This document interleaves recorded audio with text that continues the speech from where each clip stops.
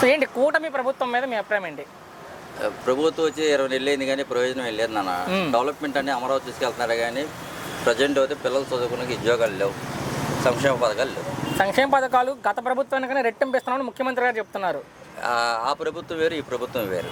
అంటే ముఖ్యమంత్రి అబద్ధం చెప్పారంటారా?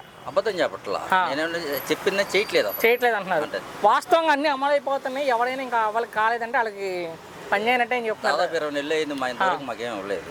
3 గ్యాస్ సిలిండర్ ప్రతి కుటుంబానికి ఇచ్చామని చెప్తున్నారు.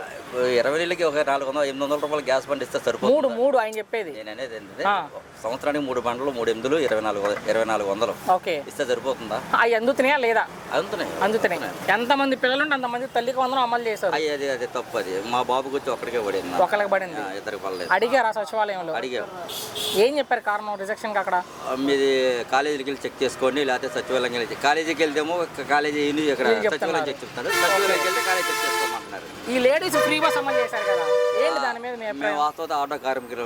ఓకే, రోడ్డు మీద పడ్డట్టే.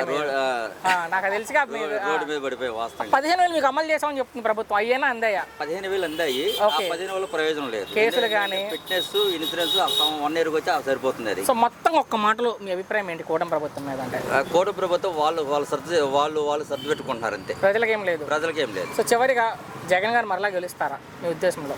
95% రావచ్చు. 3 పార్టీలు కలిసే వస్తాయి ఈసారి కూడా. వస్తాయి.